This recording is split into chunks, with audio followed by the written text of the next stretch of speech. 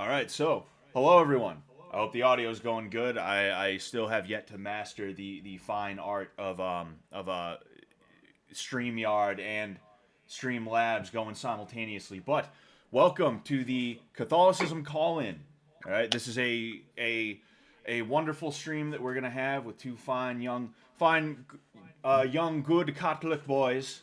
All right, we have Ryan and Hallowed from the band Hallowed, and they are Catholics. In fact, I would say they are a lot more Catholic than me. You see, the issue with me is that if you ask me, I'll tell you I was raised Catholic, but for me to say that I'm Catholic right now, I mean, I guess I am, but also, no, I haven't been to church in a long time. So if we're going to talk about anything, I knew that I was going to have to get some people who are a lot more knowledgeable than me on the subject, and that's why we have these gentlemen here. So, Ryan, Hallowed, how you guys doing today? I'm good. How are you? Doing great. Thank you.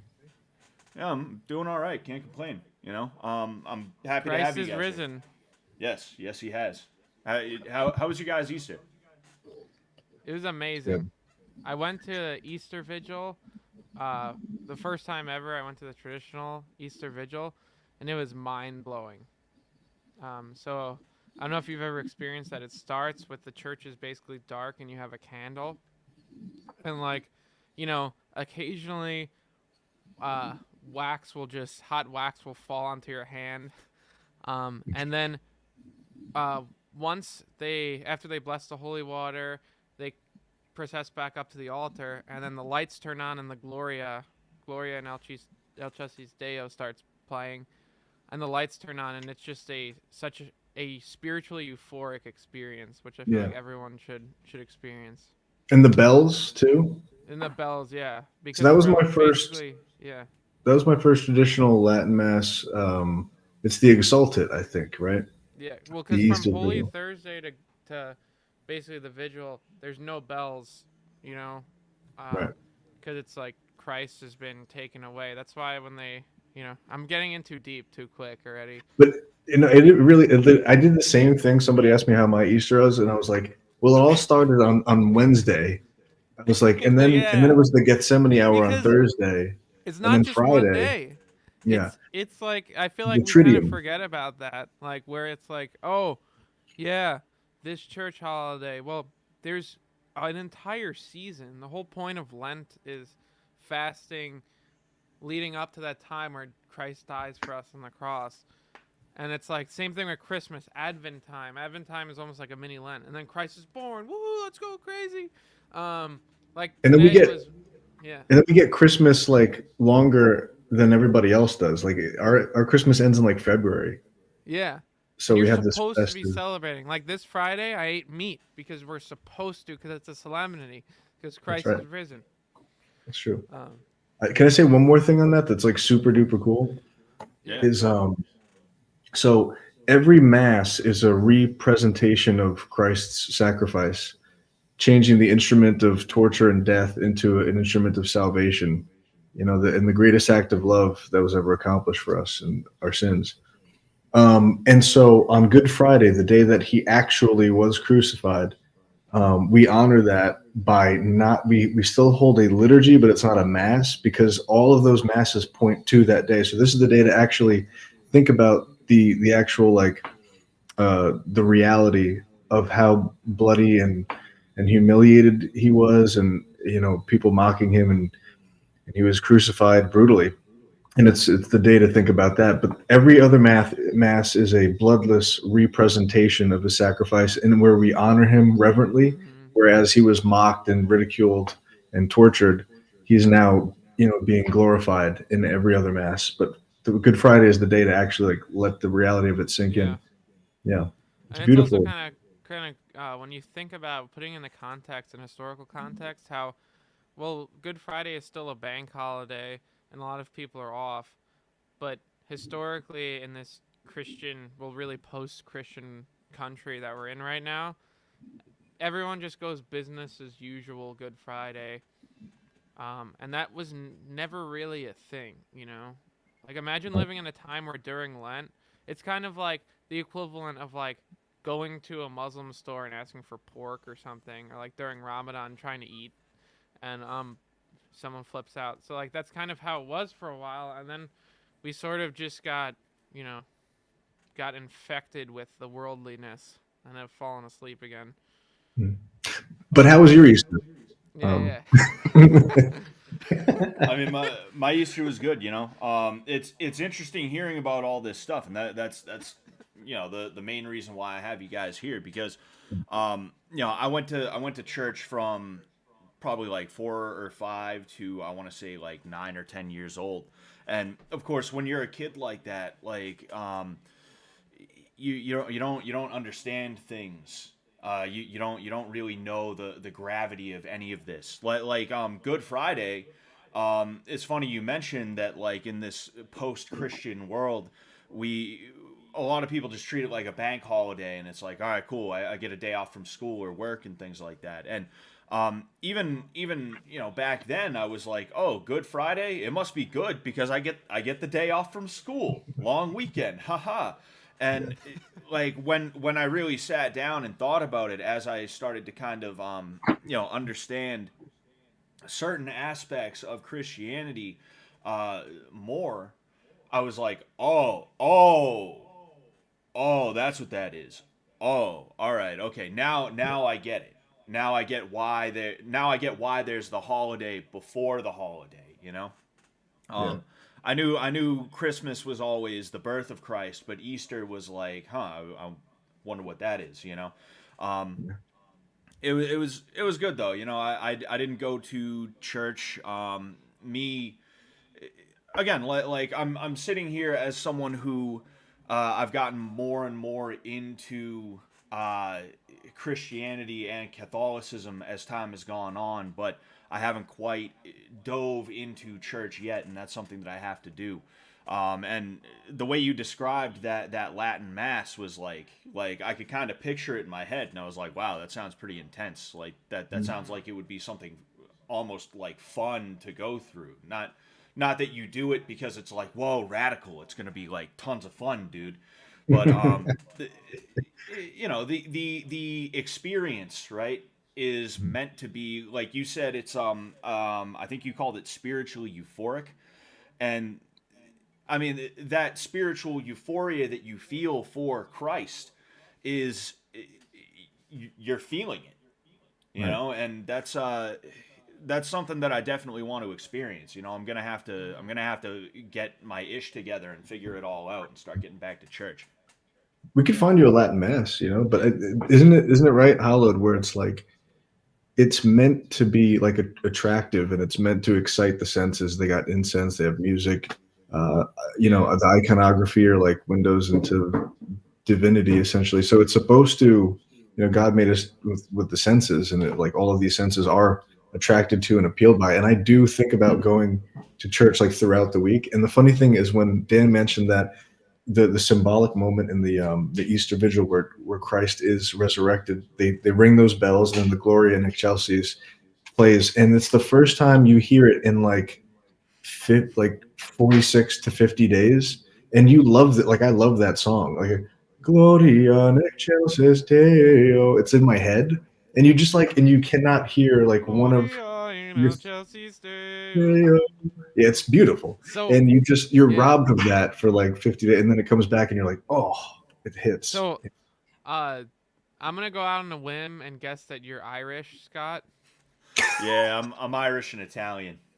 Oh, Oh shit. classic Massachusetts, like. Yeah. But That's the so Boston combo right there. I was also raised Catholic, and I fell away. And then I was like looking into back in the stuff, and like, oh, Orthodoxy, that looks cool. Then I went to a Latin mass, and stuff just clicked.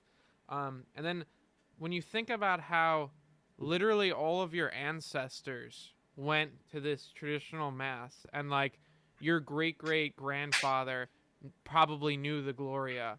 And what's so cool about that is like it really defines the word Catholic, which means universal.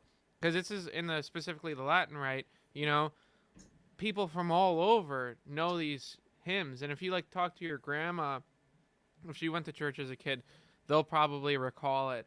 And it's just so cool to think like, wow, this ancient hymn that has been passed down like traditionally through my family lines, you know, like being at the same mass that your great great great great great great great grandfather was at. uh it's just super cool to think about that, because I feel like there's just this, especially in culture today, they keep trying to break us away from ourselves, you know. And that's like the same thing with communism. What it happens, they just like rip God out. And that's really what, like, the whole, like, you know, wage slave like culture that America's putting everyone in. They just want you to like consume TikTok, make money, pay taxes, play video games, be a coomer, and basically kill yourself on a spiritual level. Right. And so like there's just so many barriers trying to have us enter into this sort of our own introspective spiritual, you know, road. It's the best time for it because, like, especially in the political world, which is like my job is like a political one. Like we cover politics all the time, and it's like um, conservatism is basically like the wrapping paper of the gift that is Christianity. It's just the outward political, you know, morality structure. And so when people are looking for something more and politicians let you down, you know, with their, it's like it's exhausting. And also there's not much you can do about it except get angry or get happy about it. It's just like a, but the underlying unbreakable, unbending truth through Western values is Christianity. It truly is that. And, you know, it challenges everything. And that's probably why it's the most attacked. You know, if you're over the target, you're going to be the most attacked. And right now, people are seeing like pretty intelligent displays and organized displays of evil, like actually evil. The actual backwards of correctness is happening, unfairness, and what's happening. Well, it's a spiritual war, and that's why I think a lot of people. I have a friend in my music group, our buddy Tony, who straight up was atheist, and now he's attending church, playing church and a guitar in church. Um, and so it's just like, you know, people are starting to realize that there's more going on than just politics or whatever. It's just they're starting to realize it. Oh yeah, for sure. And it's funny because I had no idea until semi recently. I want to say until over the last like 2 or 3 years that the Catholic Church actually funded not just hospitals but also like they were the foremost. I guess you could say propagator. I don't know if that's the proper term, but they were the foremost propagator of education throughout history. And Right. yet, if you sit down in a public school, especially like you, Galileo is the big one. They talk about Right. Galileo like, oh, the Catholic Church. They arrested him because he said the Earth didn't. I think it was the Earth didn't revolve around the sun, or no, he said the Earth revolves around the sun. Either that, or maybe it was the whole Earth is round thing. I forget which one. Yeah. When in reality, they were like, "Hey, it's cool if you want to say this stuff or whatever it was." Like there was something else that wasn't even related to that specifically. I think they were like, "Hey, you're gonna have to prove things you say. You know that, right?" And he That's it. was Yeah. like, "Oh yeah, well you guys, the Pope is dumb." And it's like, well, back then you didn't say that. You Right. didn't say that, or you got thrown in jail. So it's funny the Yeah. propaganda that occurs, and you said it was very intelligent. The evil that is being put out into the world today, and I agree with that. And another thing you said is, and I kind of just had this revelation like right this second. The You can either get mad about it or you can get happy or whatever, and like there's more to the world than just politics. And um, it's funny that if you really pay attention, just the act of existing as someone who is not like a soyed out like weirdo who Coomer type of dude collects Funko Pops and stuff like that, just existing like that is enough to make people angry. Yeah. And it's kind of in the same vein as like you're kind of getting into like weird Facebook posts sometimes when you talk about this stuff. Like you see this a lot in Facebook posts, but it's not untrue. Like things about like when you read a Bible page, Satan screams, right? Like those kinds of posts. It's funny how like it's kind of true. Like the It is more true. willing you are to dive into Christianity, the more Satan is going to be upset about it. But not just that, the more these people who claim to be the heckin' good old folks of the world today, they get really upset. Meanwhile, you're just kind of over here, like, minding your own business, you know? Right. If all that makes sense. That was a long It- tangent. no, absolutely. Yeah, Yeah. yeah. Cause I don't know if you ever seen that movie Nefarious, but everyone has to see that movie. It's amazing. Didn't we see it together, Ryan? We saw it with our priest. Yeah, Yeah. yeah, It with was our priest. powerful. And it was mind blowing and it was super accurate. Like, you ever notice? I mean, I don't know if you had this experience, but like, say I'm out in the city or something, and I'm just talking to people like about God, or God comes up.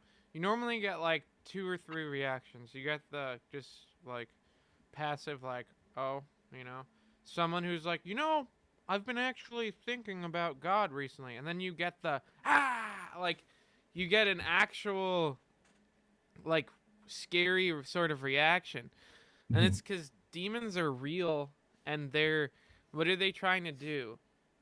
They're trying to take you away from eternal salvation and just with being with God, because God wants us to love him, and in order to love him, to love someone, it has to be, you have to consent to it, and it has to be your own choice. Right. And each person Satan takes away from God, you know, it it's a win for him.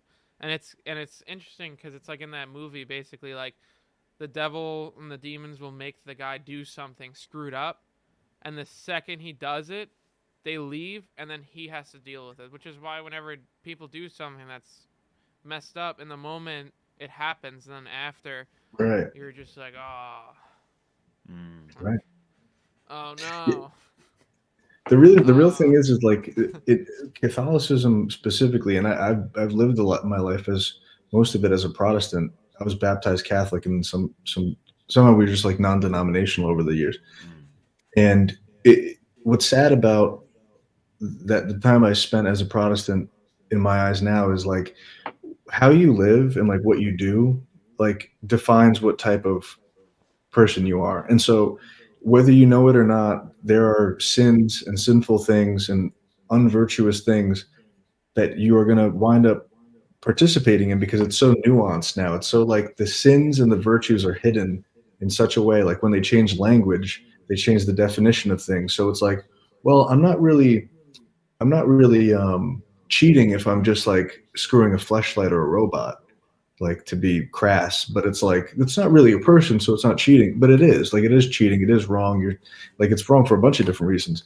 But with Catholicism specifically, not only the liturgical year has events throughout it where you're like I'm feeling like this sort of the movement of the life of Christ in these seasons, but also like the confession, the sacrament, and the Eucharist. Like all like those two are huge, but sacraments these are things have amazing. real power in your life because you're actually doing it with your body, and you're assigning yourself to do it. And if you leave a hole in, if you're a vessel for either good or evil, essentially, and if you Hmm. practice things that are not virtuous, you're going to be filled with something else. Something's going to fill that spot. Yeah, It's and just it's really true. You are like who you spend the most time with. Mm. Like in the Bible, it says iron sharpens iron, and truly, when you surround yourself by people that are trying to go in the right direction, you're gonna Mhm. notice it will bring you up. Especially like, having a lot of religious friends. It's like when you have your friends who just like sit in a garage and smoke weed all day, like it's tough because you're just in this sort of continuity of these things, and we have to be men and really grow up and be leaders, because as men we are just pacified Mhm. by the worldly things. Mm. Everything just makes us sort of numb. um and like, I think about how like um how as we just sacrifice and just devote ourselves more and be more and more obedient to God, things actually change, because you're not anxious and scared all the time. You're you're more confident because God is leading the way. That's the problem is with you think about all the Old Testament books talking about idol worship, and Protestants talk a lot about idol worship, like, oh, Catholics are idolaters. But when you read Ezekiel, you kind of see how when God's talking about idols, it's not just like, oh, they made a statue. People's idols are things like money, gluttony, celebrities. Maybe not in the time of the, Old Testament, but like everyone has an idol. And even if you're religious or trying to be religious, I have my idols, and you have to acknowledge like, okay, you can't worship these celebrities or these certain things. And like breaking these idols from our life is just the key to salvation and sanctification. Yeah. There's no more freedom. I think like when people are like, well, I want to be free to do whatever I want. So you have all these options and it seems like you have the freedom to choose these things. But really when you're directed and it says this is the right path, you actually find so much more freedom from sin and realizing, well, I know I can't do that. No, I can't do that. So it actually makes like the Netflix page of activities, like instead of scrolling, like, I don't know what you're going to watch, like the being completely paralyzed by options. You know what's right. You know what's wrong. It is freeing when you're like, this is the path that I'm walking, and you could actually accomplish so much more artistic endeavors, whatever interests you, and put your energy into things that you know that are still on that path. There's way more freedom in avoiding sin than having all of your options, no matter. Yeah. And Did that's you kind of a have weird paradox there. did you have like any questions you wanted to ask us, or like people that wanted to ask stuff? Just so we don't get into like a deep theological thing. Because what ends up happening is, you know, like Ryan and I will talk and we kind of forget like, oh, like we're like, that you ever see the iceberg memes Oh like yeah, with yeah, yeah. Catholicism, like Yeah, we're in like the we're bottom. like, you know, like, it's because it gets really interesting. It does. Uh, Yeah, and we're that's just so beautiful about the churches. There's just so much, It is so It much. doesn't start with Pastor Bob in 2003 in the kids KB Toys parking lot. yeah, yeah. We got at least one person waiting in Discord right now. I'll see. Oh no, wait. Actually, they went out of the Discord. I was gonna explain to everybody how this was gonna work. Basically, if you're watching right now, you can hop in the Discord server if you're not already in there. Okay, you're gonna hop into the waiting room, and you're gonna put a 1 in the call order channel. That way, I know what order to pull you into the room in. If this doesn't work, I'm gonna have to bring you directly onto the StreamYard, which means, I mean, you don't have to be on camera, but there's gonna be a little box with your camera on there. If you want to block that out or whatever, feel free to go ahead and do what you want to do. But if you want to ask questions or have a talk about anything theological, all right, definitely go ahead and jump on. And Ryan, is there a way to lower your volume just a little bit as well? People are saying it's Oh like yeah. mad loud. Oh yeah. Absolutely. Oh, excuse me. Bam. Check 1 2. Check Ryan, one maybe you're 2. going deaf. Is this better? I think that's better. Nice. I clicked automatically Oh yeah. adjust the thing. I'm gonna tweet this out too. Oh yeah. But yeah, there was another thing too. Oh yeah, when you brought up the fact that like the unity in it, like when you join the Catholic Church, you join like first of all you are now part of the lineage from the apostles and all the church fathers. Anybody who's ever done anything in the name of Christianity for the first 1500 years of the faith, it all like feels like a family that you've joined. And I feel like super unworthy, but just totally in love with learning anything I can about the history of it. They're like, um, the, of course, like prayers and miracles, like the Shroud of Turin or like the Mm, Marian apparitions. There is so much that is just like so.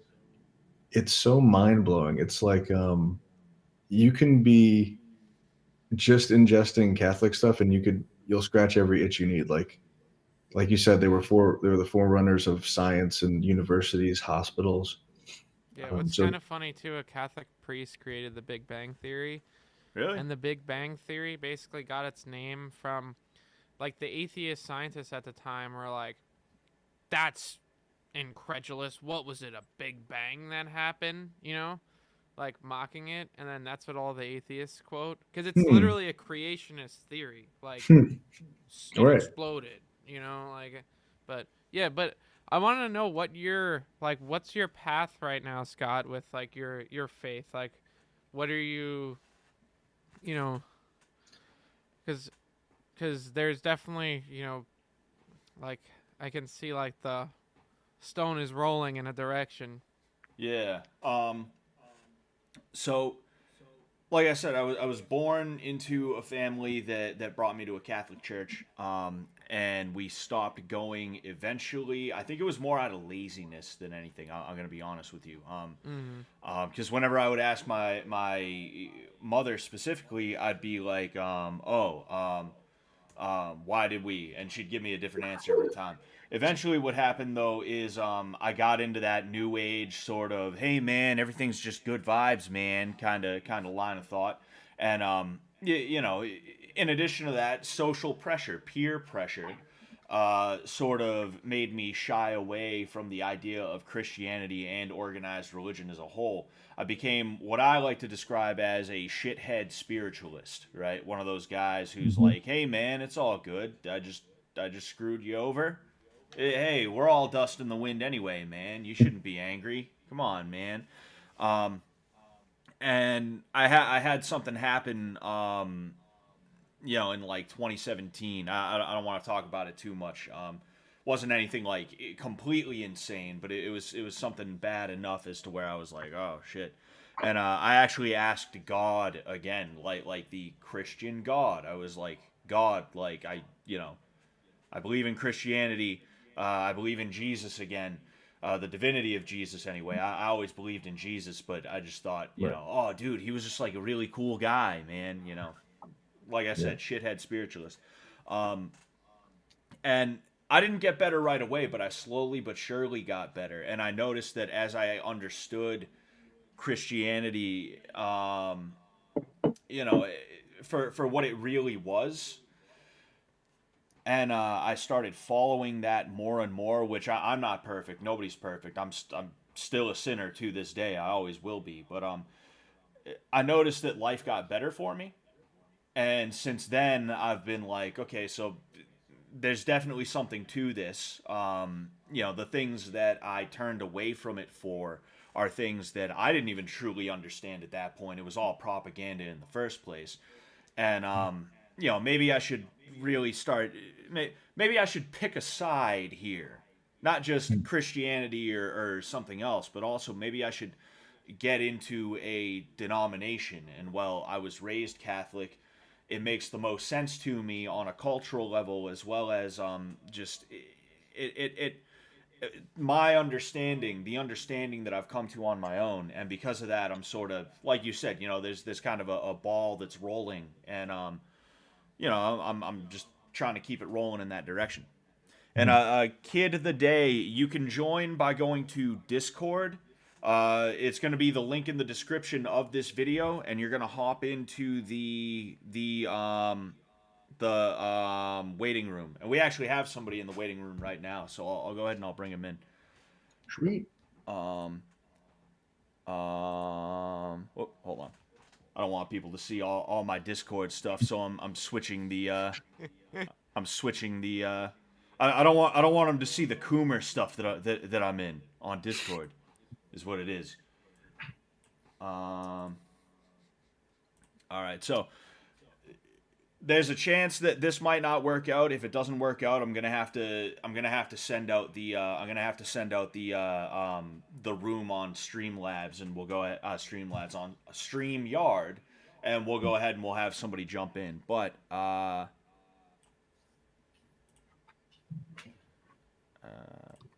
If think any we should all debate start getting style, into ham radio. Like, you ham know how radio would be wild good. that is? Just like these dudes were basically just, you know, in the 70s and 80s, just in their garage talking to people all over the yeah, world. that's pretty awesome. Yo, shortwave radio, bro. Like Alex Jones is on shortwave. This kid from my church was like, "Yeah, my shortwave broke," and I said to him, "What?" And he explained the whole thing. How you could just listen to stuff, talk to people. It's also like high voltage.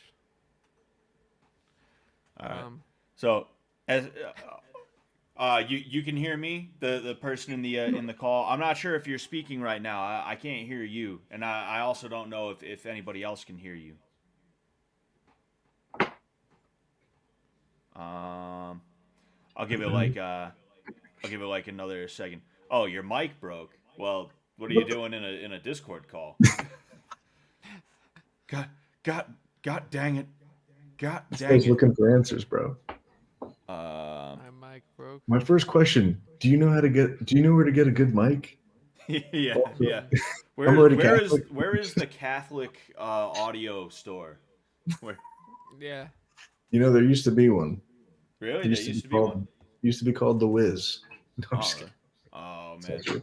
I was ready to believe you too. You know what I So will say too? When go ahead, Dan. What were you gonna say? no, earlier, we talked about something like beauty and mass and stuff, and I don't know if you ever watch Brian Holdsworth on YouTube, but he makes a lot of amazing videos. And he was kind of talking about how fashion has changed, and when you look into fashion, it was like an actual propaganda campaign to just make people dress like sleazebags, um, and they sort of glorified that. So like people use clothes as a sense of like deification in a positive way, like, oh, God, I want to honor God, so I want to look as nice as I can.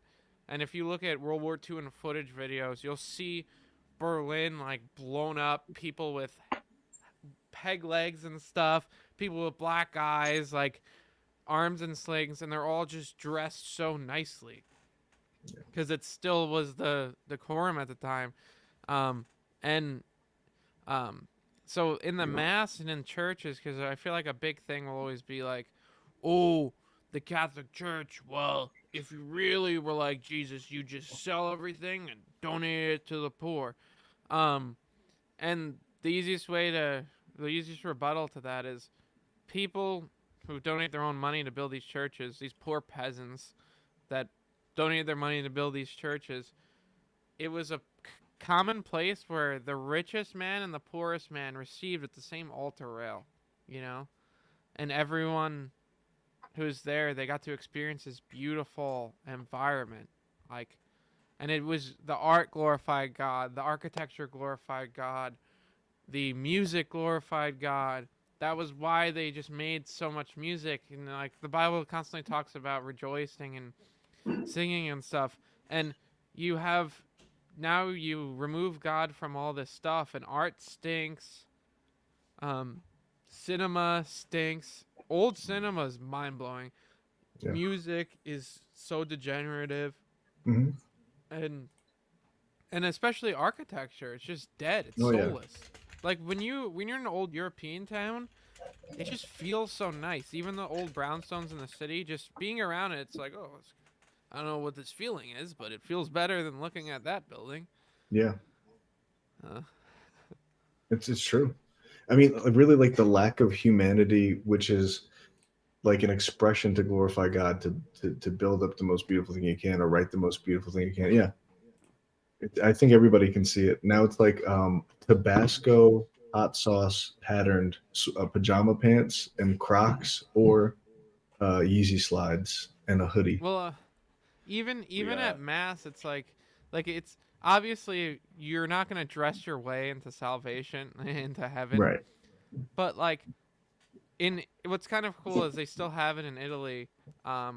Like wearing shorts in churches and stuff is kind of taboo, Right. but Yeah, you it's like know, you're like at a wedding and a funeral at the same time. yeah. You know, Like, that's would you go to someone's wake in like a tank top and like Crocs in and like, Boston. Hey, of course we would. yo, sorry for your loss, dude. I didn't know.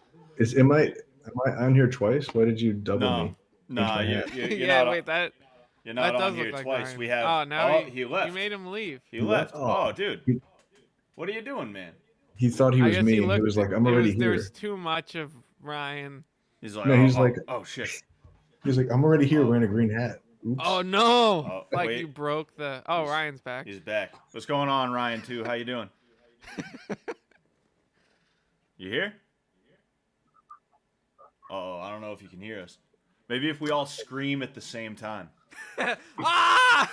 He can't hear us. I was just yelling like ah. I just All right, start let's sing the yelling. ABCs together. You know how it goes. A, B. Oh, now I hear myself through someone. We can hear you. Hello? Oh, hey, what's going on, man? Hello? Can you hear me? How you yeah, well, I can hear y'all. Are y'all hearing yourselves? Is that me? No, you're good now. You good? Okay. Well, good night if it's night over there. What is this about really? Is it like questions or I just don't want to deviate. It's about questions, statements, things like that about Catholicism specifically. Christianity is a broad topic, but more acutely Catholicism. Yeah. No, that's great. That's awesome. I didn't even know that you were Catholic until I think it was Easter that I saw like you were like the title was like He is risen, which is fire. Yeah. Yeah, that's crazy. Uh I guess I have like a question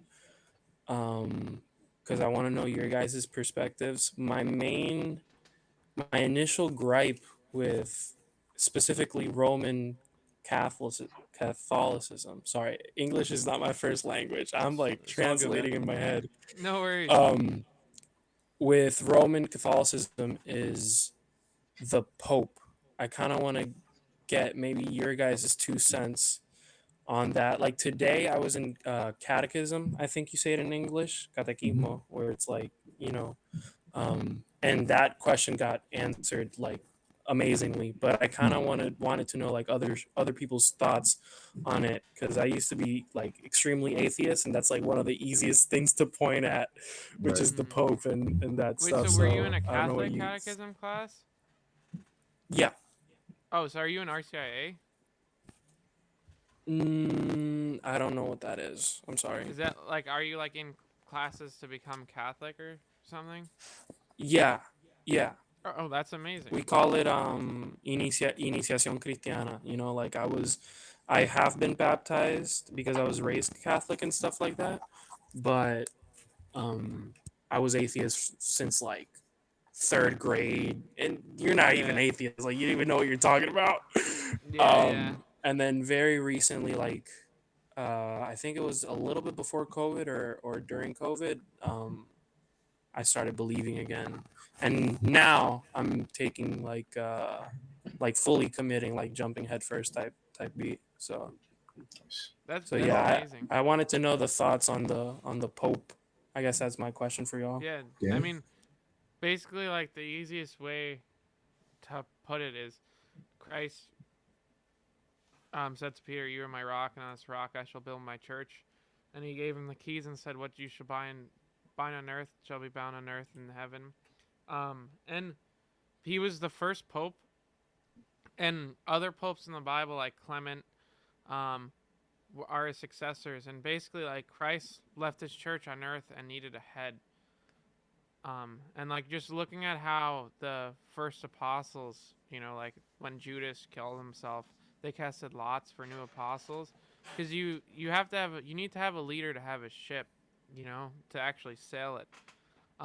And I like how Peter was the pope and not John, who was by his side when he was crucified, because Peter was the most human, as you can see, as the apostles. And I don't know if you've seen The Passion of the Christ, but everyone needs to see this movie, because I don't like how the way the Chosen portrays Peter.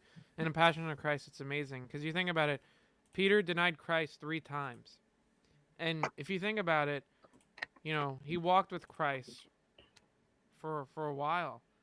and Christ is getting arrested. Now imagine your best friend is getting arrested and beaten to death in front of you, and people are saying, "Hey, I saw you with him," and you're just scared and you deny knowing them. It's a human thing. And what did Peter do? He cried and begged for forgiveness. Um, and that's because people see the Pope and they go, "Oh, the Pope," like, and they forget that he's a human being. That's the Vicar of Christ on earth. He's still a human. He doesn't have these superpowers where he can just be like, like, I'm going to ban tomato sauce. That's a mortal sin. Like, um, but there needs to be a head, because when you don't have a head, we're just a house built on sand, and like everyone's just going in different directions. It's just like, I, yeah. I would add there too, because this has popped up for me recently. Um, but yeah, so it's he's been saying a lot of things extemporaneously, just saying things off like his opinions or whatever about the vaccine or stuff. And you don't have to agree with that. That's not a doctrinal thing.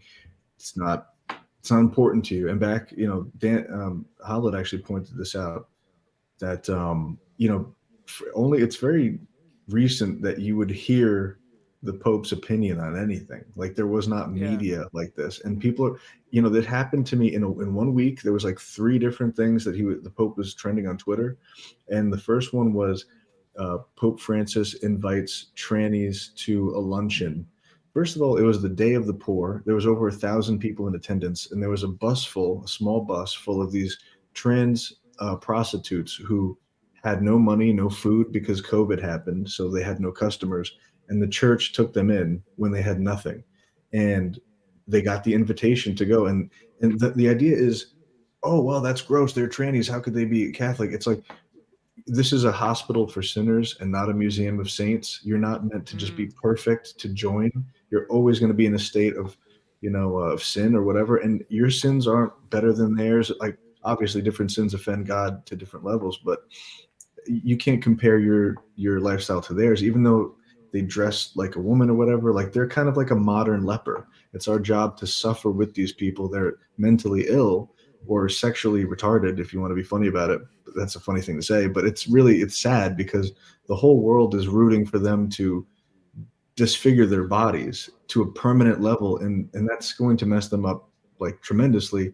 Whereas the Catholic Church says, with the supplicans fiducia supplicans, it's a document that basically said the doors are open for people who are same-sex attracted or whatever. And it's challenging for somebody who likes based and red-pilled stuff to be like, gays, really?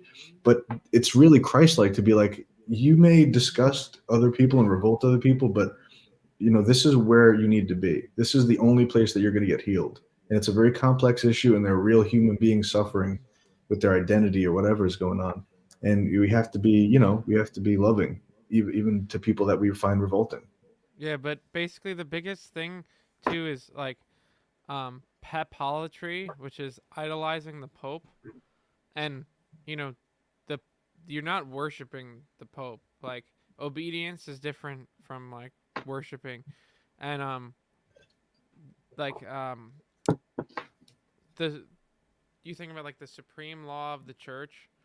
I think it's something like the Pope is like the supreme, but he isn't the law, because who is the Pope is obedient to God, and everything he says has to Yeah. be, with tradition and stuff. But yeah, Mhm. um, but yeah, and honestly, like the best thing regarding papal stuff is to just live like a medieval on that medieval grind set, because the reality of it is, if you heard all your conversations, your local parish priest, and just people in your life are saying like we don't just need to be filled with that noise. Your faith is your personal relationship with God, getting your sacraments. It's not like what some guy is saying. Like you're not well, like I feel like too we listen to more people talking crap about stuff than we do with our own dialogue with God. Like the amount of time we'll just listen to like some crappy political commentator talking about how like cringe stuff is. It's like, well, what are we doing to make our own life better?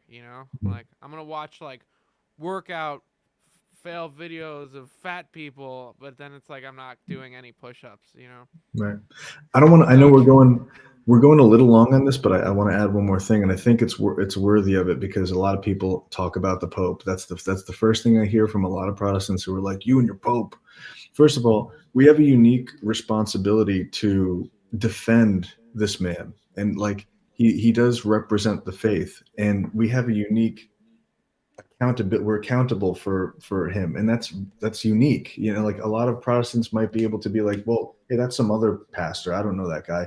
We have to be as charitable and as to come to his defense as possible. And that's, even if we don't agree with him, you still have to respect that he is a person who comes from a lineage directly back to Peter. From Peter on, the successor has been literally laid hands on.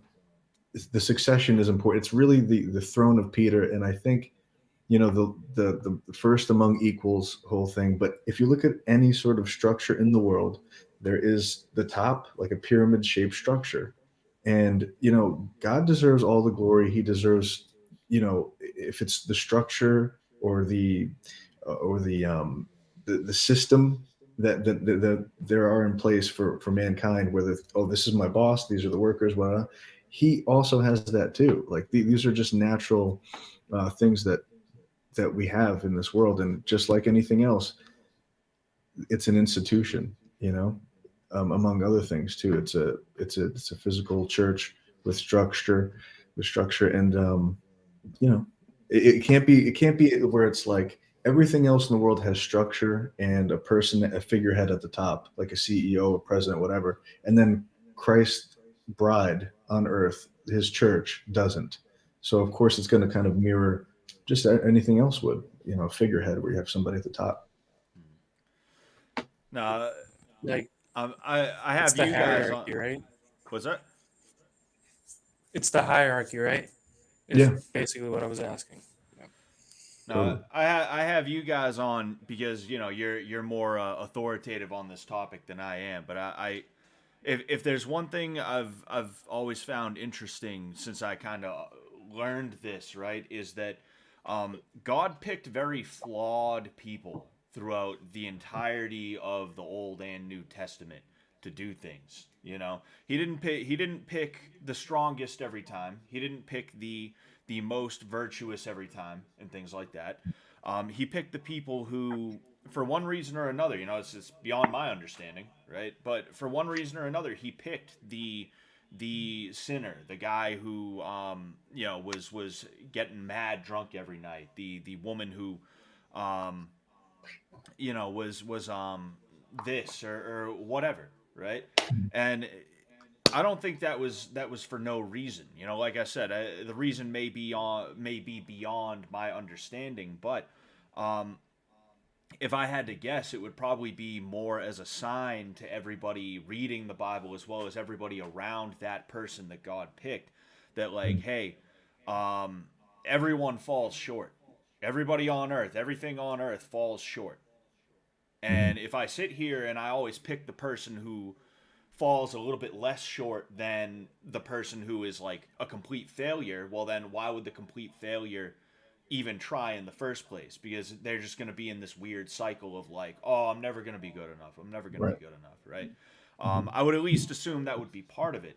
And it's funny because when people kind of turn away from Christ, I've noticed that they sort of, a lot of the time they have this idea that it's like, well, bad things happen to me or I've done bad things to people, so that must mean God doesn't exist. And you kind of see the same attitude towards the Pope when things that are done that some people don't find to be savory occur, or certain scandals and things like that. But I think your answers are very interesting, and I just wanted to add that bit in. Totally. Yeah, and as far as the church controversy too throughout the history, I'm reading a book right now written by a Protestant defending the Catholic Church, but he's not doing it because he's Catholic. He's doing it in a defense of truth and history.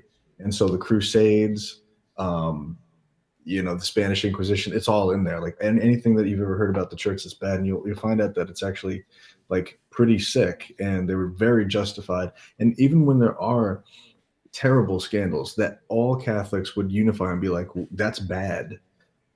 It's like a family, like it is a family. And if you have a bad family member who murdered somebody or who touched a kid or something, you don't leave your family. You're just like, that's that guy. And we're going to, I mean, he's got to see justice. I mean, that's just what has to happen to him. But we still like are in this family together, but it's often, the history is used against us, but usually never like the great accomplishments of the history. So, that happens sometimes, but it's all right. For sure. Did you have any other questions or anything, man? I another I'm kind of sleepy, but I do have this question is um I don't do any drugs and I don't drink alcohol, but I do like tobacco and I like smoking, Oh yeah. rolling my own cigarettes, smoking tobacco, all that stuff.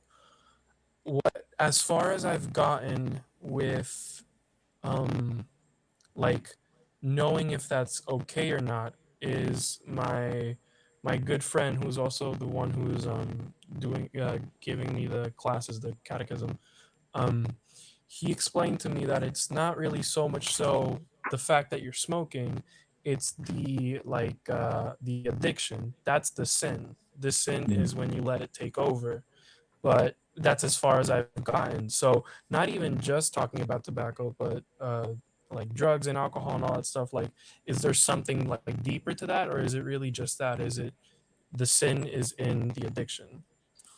Well, when it comes to substances, it's basically just like how drunkenness when you're not in control of yourself, and um, tobacco is like I love tobacco, and there's a lot of canonized saints who smoke cigarettes. Pope Pius, that's not tobacco, Ryan. That's like alien, like I have big snuff pharma tobacco. nicotine. They had to ban Yeah, but snuff tobacco because one of the popes, when he was the celebrant, he would do snuff tobacco and sniff well, tobacco, they and they had were a like, part. Damn. That's a whole I nother love thing. snuff. I yeah, it's love awesome. snuff. Doing I the ban of literally, tobacco. oh my Holy god. shit.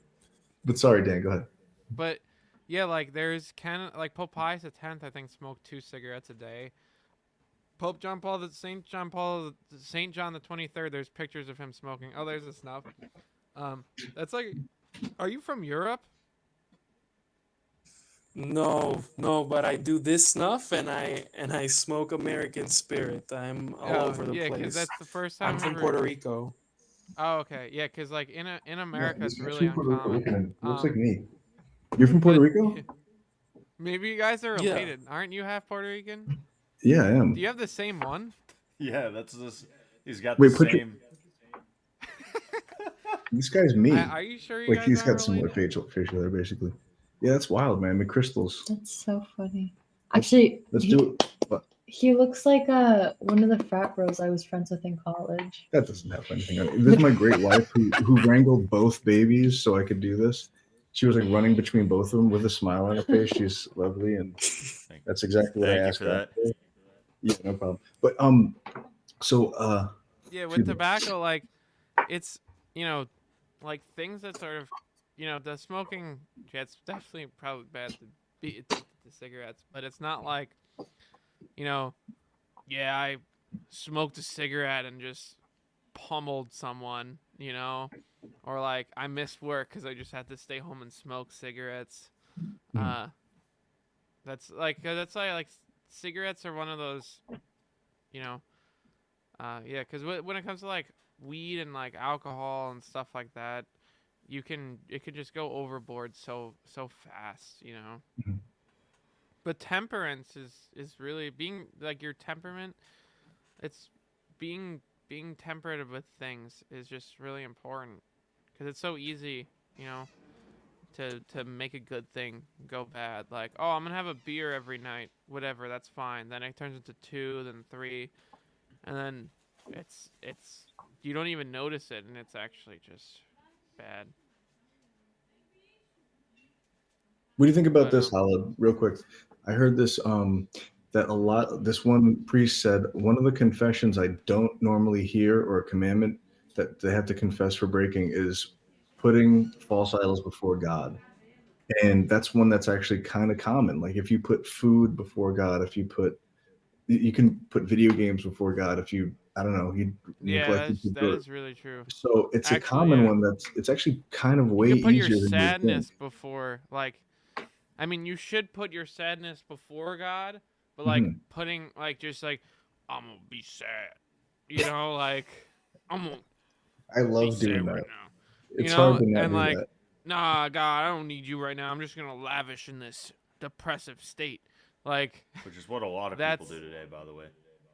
yeah, and it's true because like I was reading the examination of conscience, and it's like, did you put not come to God, uh, and it's mind blowing how in moments where stuff just stinks or you want to just explode or scream, how if you just stop and say, Lord Jesus Christ, Son of God, have mercy on me, a sinner, or something like that, or just like just a prayer where you're just expressing to God in this moment, help me take over, or like the surrender novena, Jesus Christ, I surrender myself to you, take care of everything, because we're just trying to be prideful and just try and take control of all these moments, Yeah, which is so much easier said than done.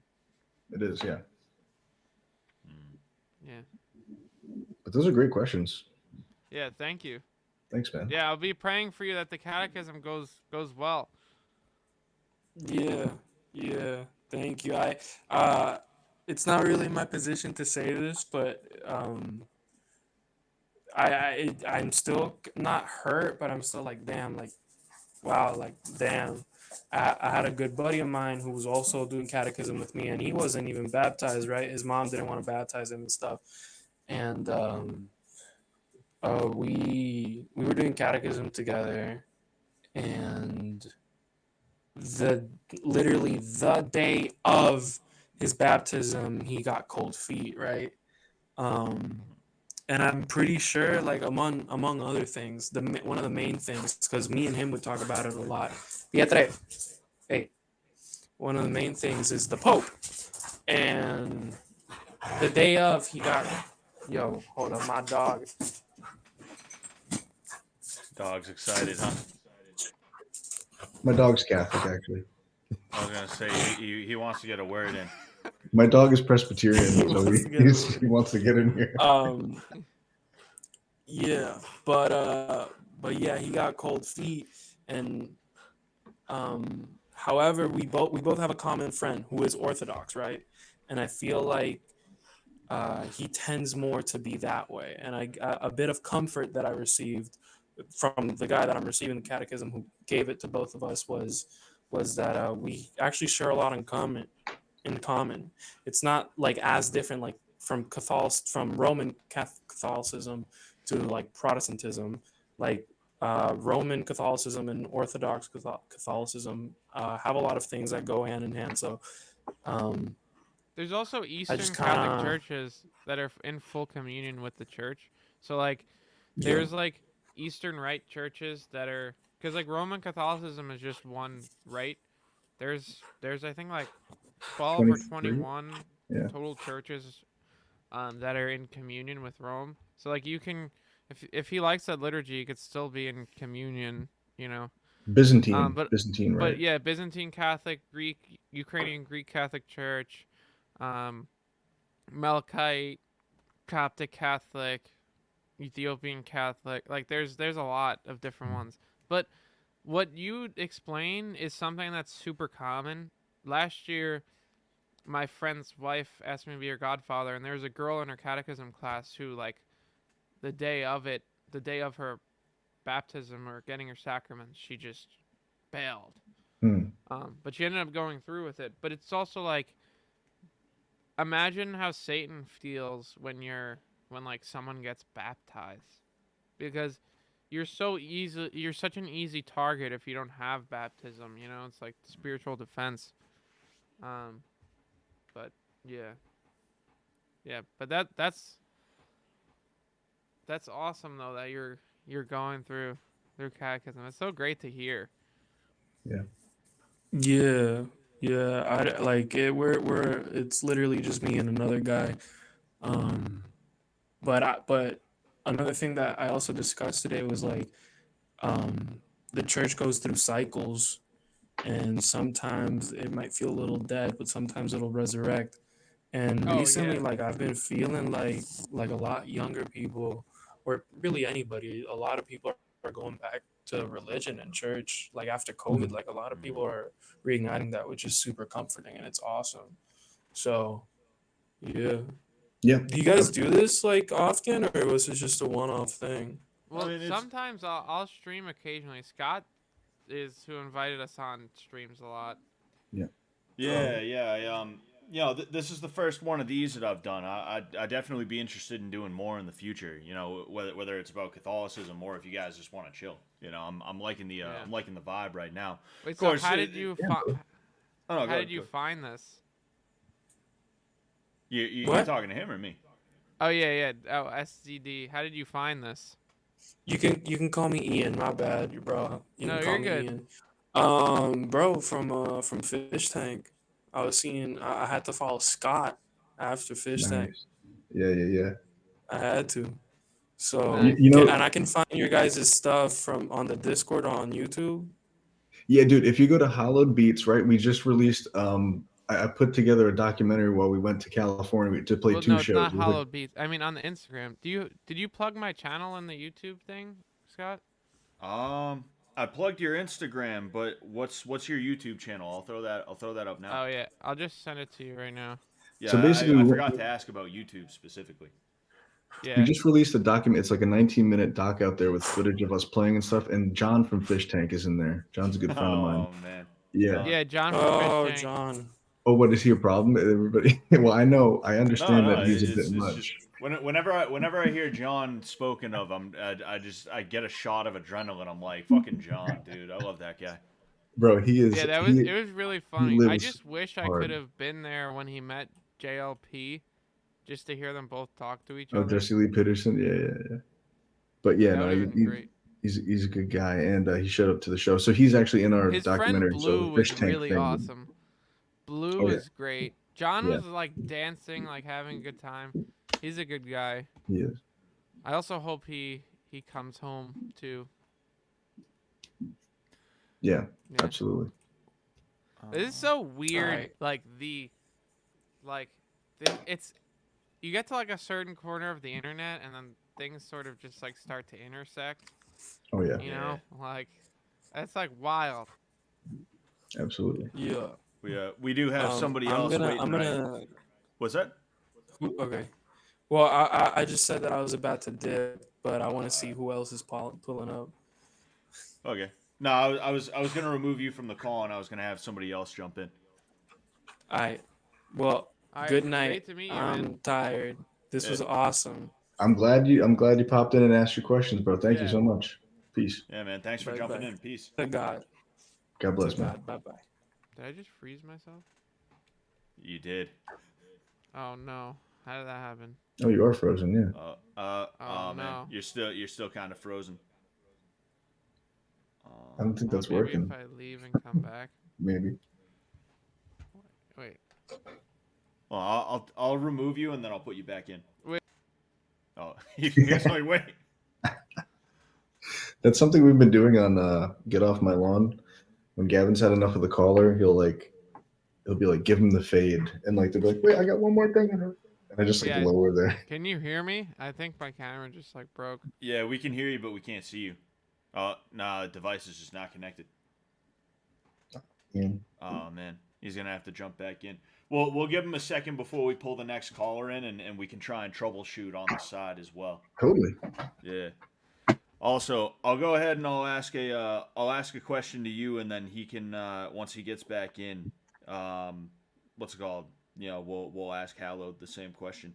I just gotta find I don't know how my own Discord works. It's like only 6 channels anyway, but I'm still like, oh, what am I doing, dude? You gotta get me to jump in there. I mean, I'll join your Discord. Oh yeah, I'll send you a link after this. Just remind me though. Absolutely. So this is from Arthur Morgan. My question is, how do you deal with family members that don't take your faith seriously and find it a joke and go out of their way to make it a joke? Every time I see her, I hear at least 5 Sky Daddy jokes. Hmm. Well, I mean, I think it's always a unique opportunity when you were like, yeah, you're just doing your thing as a Christian and believing, and people still hate that you're defiant against, whatever the trend du jour is of social crap that's going on, and it is defiant to be Christian, and even when you're mocked or whatever, we Hallowed has a song called "Make Me a Martyr Now." And it goes, "Make me a martyr now. Put a gun against my head. I won't renounce my Lord." It's really good and really catchy. It's like one of the hits, Yeah, I yeah. would consider it. And it's true. Like I'm just, you can internalize it, pray for them, I would say. And, just I mean, do whatever you would normally do, whatever your character is like, obviously. But that's got to get frustrating. But just know, like, it is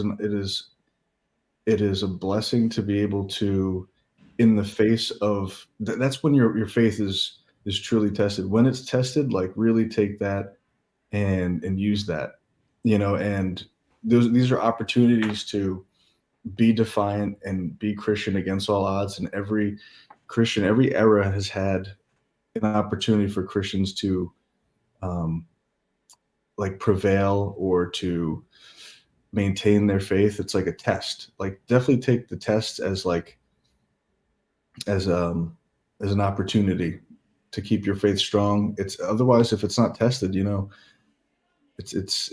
how strong can it be? So definitely welcome those opportunities, even though they may be saying blasphemous stuff, and it's not good for their souls either. Just pray for them.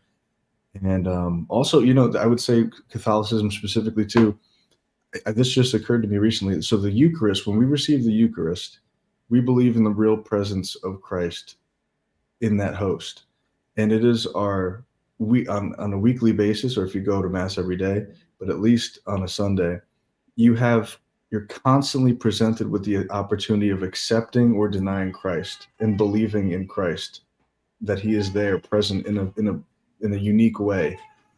And that's an honor, because the people that walked with Christ when he was alive, they have the opportunity to actually accept actual Jesus Christ right there, or deny him. And we have that same opportunity, in modern day, to attend the mass, which is to attend the representation of a sacrifice in a gloriful, reverent, and bloodless way, and also believing in him. So actually putting your belief to the test and receiving him. And so I think that's a glorious thing too.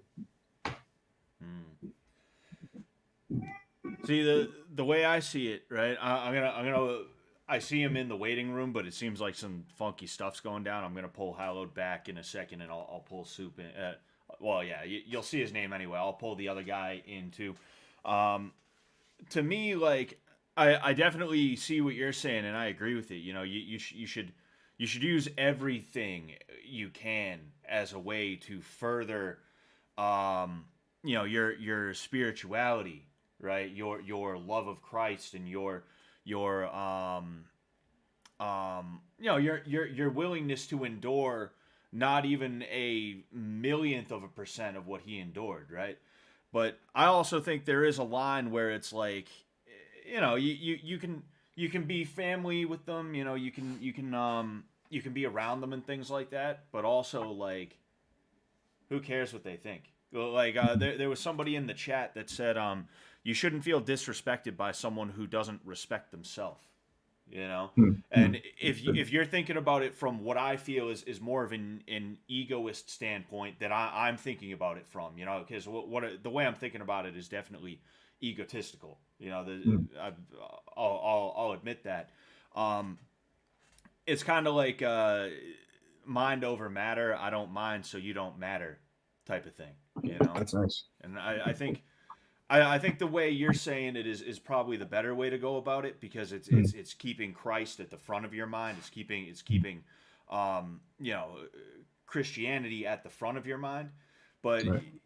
if you're having a hard time with that, I Yeah. feel like it'd be good to just be like, what do I care what this person thinks anyway? Like No, they. you're right though.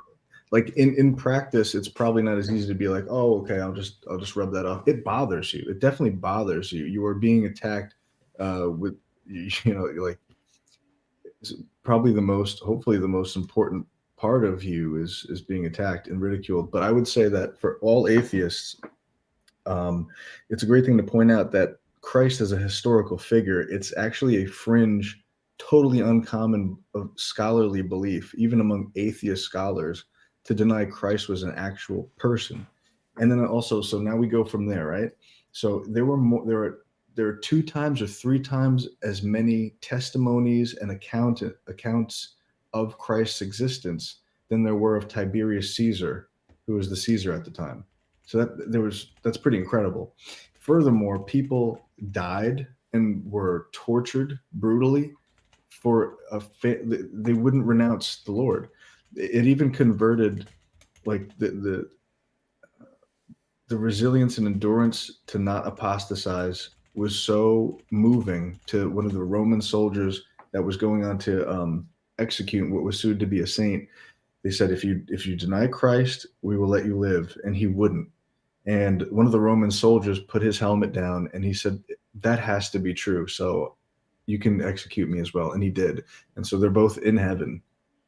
Because what the church teaches, if you die for the Lord, in the name of the Lord, that is a baptism of blood, and then you're a saint. You will go to heaven.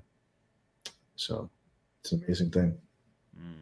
It really There's is. truth in that. I mean, it's actually pretty fringe to be like Christ didn't exist, and it's actually even more fringe to be like, okay, wait, so you fail to believe the fact that even though every nation, almost every nation, I'm thinking, has heard the name Christ, and you'll find Catholics and Christians in every nation as Christ wanted to happen, and then also 1.3 billion people in the world are just Catholic alone. That's not even counting the other denominations. 600 million of Orthodox, and maybe 500 million Protestant altogether. It's the majority of the world. That's why I think it's the most important. I've been talking to Protestants like on Twitter. When we start getting to a back and forth, I just DM them my Google Voice number, and I'm like, I'll talk to you one-on-one. You have to be convinced of this. You have to come home. We need the unity. We need, like, there's one truth, there's one God, one baptism, there's one church, one bride of Christ. Christ does not have a harem of different chicks who believe different things and interpret the Bible differently. And furthermore, God wouldn't place that on you and be like, you have to read the whole Bible and determine it yourself. No, it's been done. Okay. And Christ left a magisterium, a teaching church, not a Bible. The Bible wasn't canonized until the year 300 something by Catholics too, by the way. So before people could read, if you were illiterate, if you were slow, if you were a child, this is a faith that ushers you towards salvation, like a good shepherd would. And that's what it is. These are the bold claims of the Catholic Church: one holy, Catholic, and apostolic church. No other church claims that. I mean, maybe the Eastern Orthodox does, because I think they do claim that too. That's a whole nother thing. I don't like to personally get into that. I have a lot of ortho bros that are just, I love them. I love their passion for the Lord. And these are people that have obviously looked into it, and they want to be part of something that comes from the apostles, and they have that. That's a true claim. So basically, you have to look at what the early church was. How did this all start? How have we fallen away? Am I just following a faith that's convenient, that doesn't ask anything of me? And then, then you could be part of something that is really, it's the really one force in the world that will not budge. Even if you see scandalous things here and there, it is for 2,000 years, through attack, scandal, and just the passing of time, has endured, and providently so. Yeah, for sure. It's not just it ain't just going away. Right. And that thing that Dan said to you, that Hallowed said to you about these songs, we were hearing, like your grandfather and my grandparents, this is the mass that we attend. The Latin mass is the mass that was going on until 1962. So these are the songs that you would hear. I found this woman, this like brought me to tears. It's a woman from Nigeria, and she sings the credo. and it's like I know that song, and it's like if you just feel like an instant bond with her, because same thing with Jewish people. Even if they like don't believe, they still have a cultural thing that brings them together. Oh Like yeah. if you meet another Jew, you're like you were forced to read that thing in Hebrew, and they're like, yep, like you've lived the same traditions and cultures. It's like a family that eats dinner together every night. You're going to stay together, and that's basically you'll get all that the traditions with the Catholic Church too. But I'm sorry, Sue. How's it going, man? What up? What's Good, going on, man. man? Fellow Not guitar much. player, that's what's up. Oh yeah. Severely hungover today, so Oh, now I am. We got Hallowed back too. Are you Nice. from New Zealand Nice. or Australia? I am New Zealand. Yeah. New Zealand. Yeah. All right. Yeah. Oliver Gay up in the hood. Oh, okay. Yeah. Oliver Gay. Yeah, man. I was raised. There are, like you said, there's so many denominations. But I think a big one around here, and I think you guys have it in the US, is prosperity gospel. Prosperity gospel. Yeah. Oh, Yeah. yeah. So I'm thinking for you guys, it would be like the Joel Osteen, the super creepy old mate. Fuck, what was his name? Oh, it's Um, crazy. Yeah. There's a lot of them. Joyce Meyer. Ken Copeland. That's Kenneth probably- Copeland, that's it. That was the one. Yeah, Yeah. that guy. Yeah. So I was raised on that, and it kind of put a pretty Hey, nice yes, I got to work. Woo. sour taste in my mouth with Right. with the whole greed thing around money. So I got turned away from all that. But Mhm. yeah, my nana's Catholic. That's cool. Mhm. I don't really pay all too much attention to the more traditional side of the thing. Yeah. Sorry, I'm too hungover. I had a question, it's gone. But No, it's fine. The traditional thing is that something that you're like kind of weirded out by, or no, I just it just for me it just doesn't. It's just kind of all a bit silly. Religion as a whole. I don't know. It feels weird to me to say, hey, my religion is the right one, when I know there are so many. I have friends who are Hindu and such, and they all believe in what they believe. So who am I to say you're wrong, but I'm right? I don't know. I feel like just being anything other than agnostic is arrogant at this point. That's how I feel right now. Could change in 5 years. I don't know. Yeah. I can- Well, because it's kind of like, oh, yeah, Scott, you can respond. Yeah, I'll take it real quick. I'm gonna say I can understand your feelings because I was kind of similar in a way. I wasn't agnostic. I just thought that God is just like energy, man. Like that's where I was years ago. And Yep. I will say that and I'm sure people will hit me with the no you on this, but I've found that when I look into a lot of other religions, there's always some weird thing about it that makes me think like, oh no, this is either a misunderstanding or it's an illusion or it's a trick by either a bad actor or literally Satan himself. Like Buddhism. What I know about Buddhism, basically, in order to get their quote unquote good ending, you have to go up into the mountains, shave your head, and never talk to women again.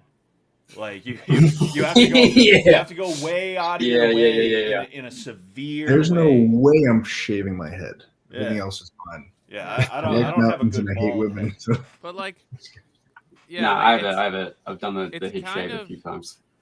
it's kind of tough, like to respond to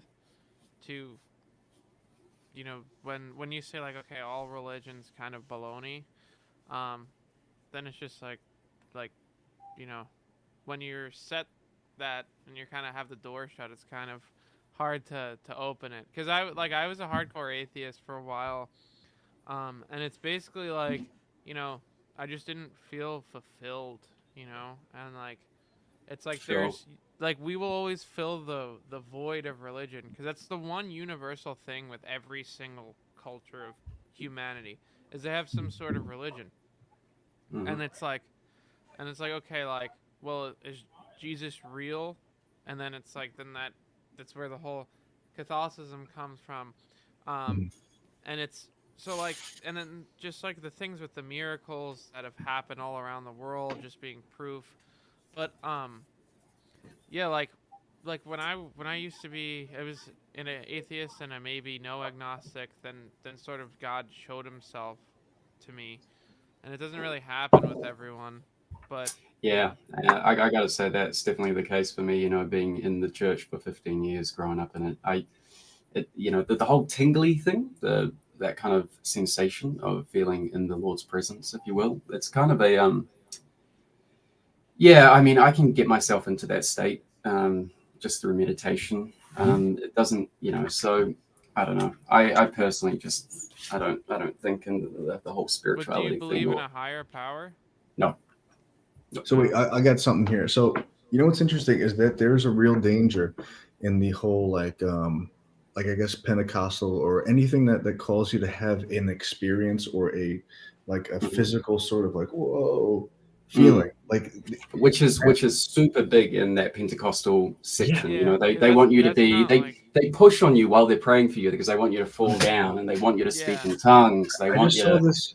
I just saw this very recently that somebody was like, "Yeah, me and my other buddies have become like atheists because we were expected to have some sort of experience and we just didn't feel it." It's like that's not yo. how this is supposed to work, you know. So I mean, Yeah. here's the thing: if I was like, "Hey, my family is, I love my family. You got to meet them," and then you meet like my worst uncle who like I don't know is just like a junkie or something like that, like God forbid. But Yeah. you'd be like, this family I sucks. think I think I am that uncle. Yeah. Well, you'd be So like, this family totally sucks. But I promise you, like Catholicism is not that. Here's the thing: Catholicism was the only uh, Christianity before 1500, and then basically what happened from there is just it splintered out, and like in a non-providential way, unlike the Catholic Church, it kept splitting and splitting and splitting and splitting. Now we have 40,000 different denominations, and you plopped up in one of them. So I Because don't blame you for feeling yeah, disenfranchised and like, and not to shit on people's faith or have you where they attend, but here's have another you thing too. ever One last thing is Buddha, Hinduism, uh, Islam, all of these faiths regard or venerate Christ. In Hinduism, they venerate him as either an akhara, a sadhu, or an avatar. So they all point to Christ as like a legitimate something.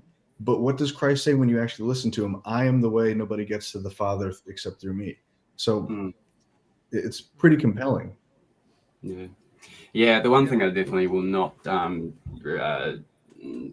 disagree with is that there is definitely a lot of historical evidence pointing to an actual person, Jesus Christ, and there's all this stuff that came out about them finding the actual tomb where they're all buried with all the names of the family on their So yeah, that's Shroud of yeah, Turin and got stuff? me there.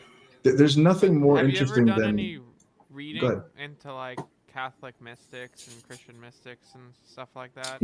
Not mystics, Yeah, no. because I feel like a lot of the problems we face is like growing up in this sort of like as I said before post-Christian world, this sort of like European Christianity after the Reformation and stuff has been so watered down that Mm, we're compelled to think like, oh, Hinduism is so cool, Buddhism, meditation, all this stuff.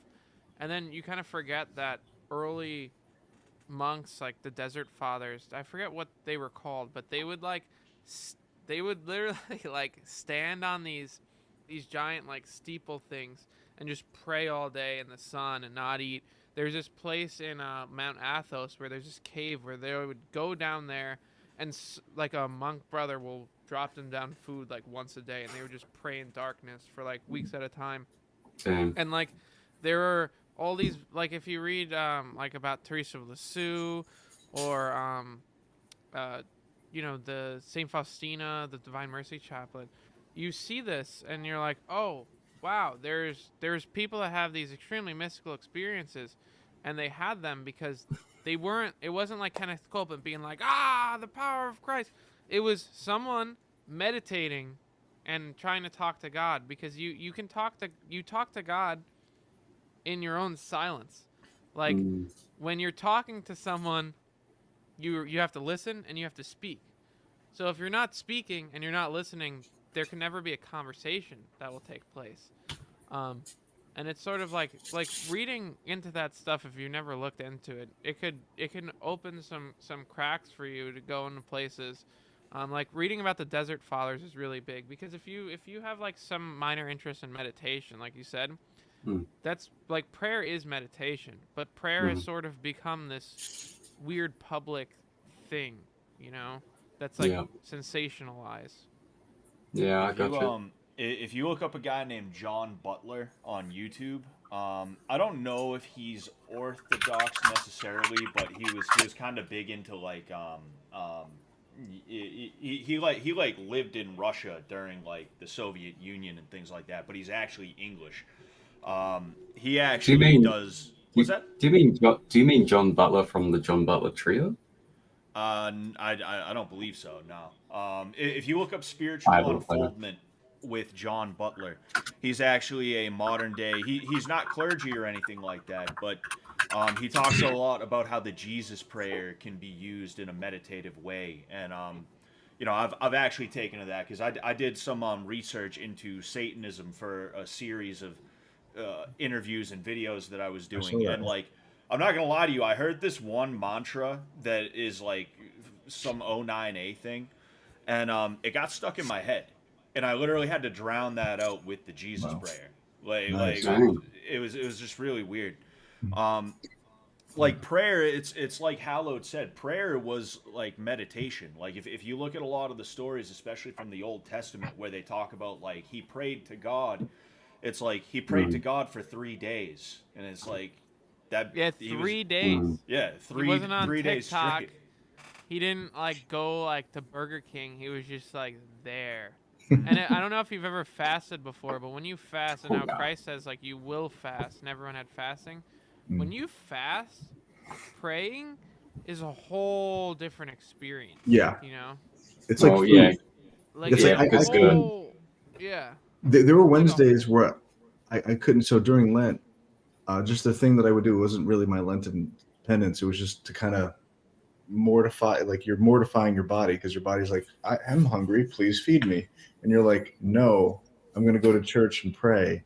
And through that pitiful weakness where you are just denying yourself what it needs, you will find Christ. I mean, you really will, when you take away all the distractions, stuff like that. And another thing, as an agnostic, somebody who's very interested in information, isn't it the most compelling thing? Like in a time traveler story, aren't they always like, oh, if I had a time machine, I'd go there. Oh, wait, but if I did that, they'd kill me. Like it's always like if I show that I'm too different, they'd kill me. Like literally, God became man, and we killed him because he. yeah. And first of all, if you look at the prophecies, even if you don't believe in the Old Testament, there were things that he did, and in the way that his life played out, where it would be impossible to conspire, just impossible to conspire. The way in Mm. which he was born, the way in which he died, the things that he did throughout his life, the way, like the markings on his, he would be, pierced through the hands and feet, the way that his vestments and his clothing would be sold or casted lots upon or divvied up, insane. And then also the thing about that Roman soldier, I don't know if you heard that thing that was escorting somebody who refused to deny Christ to their execution, and he was so moved by the fact that he would not, that he took his helmet off and he got executed with him because of just and that's the thing. It's like saints are part of the Catholic Church, our family of saints, and it's because Mm. these are people you could look towards and be like, these are remarkable people that Yeah. deny the world, the changing world, the modernistic world, all the things in it that were like, oh, that's really fun. And you explore that and you're rich and you do whatever you want and you're still not fulfilled. These are people that took vows of, for priests, obedience, chastity, and poverty. And they're joyous, like the Mm. priests that at our parish, they're like all like Santa Claus vibe people where like they are so Yeah. and warm and smart. Like they're educated too. To be a Uh-huh. priest, you have to be very educated. It's Oh yeah. compelling. As an agnostic, there's a lot of information to look into and just be like, this is a really compelling thing. That one Yeah, point, also it's yeah, tough when you haven't like until recently in my life like not ever meeting someone in a religious order. Like when my grandma grew up, and like to think about like I'm sure you're probably like some sort of like England descendant or something like that, right, Soup? Are you? Sorry, I zoned out. Are you talking to me? Are you from Yeah. England? Or no, No. not, you're from New Zealand, but what's Yeah. your What is lineage? your family like Oh, originally? Irish. Oh, so yeah, Way back. yeah, so you literally have it in your blood. Yeah. And it's like if you talk to your like grandma, like my oma who was in Germany, like there was Franciscans on the street and stuff in their town. And that's something that we've just been like removed of, like being around people who literally just like just yeah. Yeah. They're part of the church just for homeless people to live in. I didn't even know that was a thing. Damn. I was just like, what is that place? And they're like, oh, that's where we just like feed poor people and house them. I'm like, I didn't know that. Yeah. And so But Scott, through I'm these probably acts, these gonna acts of, head out in like 5 minutes. Yeah, that's cool. Yeah. No, I'm gonna go and be hungover. amen. Sorry, I can't give you more